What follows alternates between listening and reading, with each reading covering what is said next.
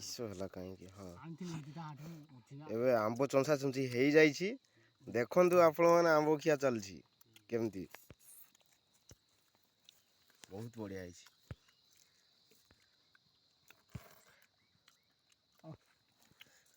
ଆଉ ଟିକେ ଆଉ ଟିକେ ଆଉ ଟିକେ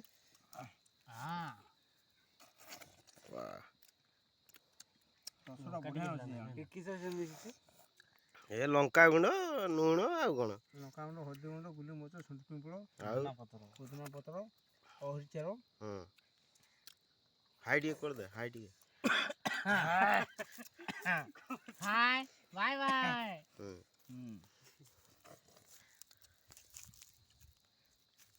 ଯାହାର ଆଖି ଗରମ ହେଇଯିବ ଠିପେ ପକେଇଯିବ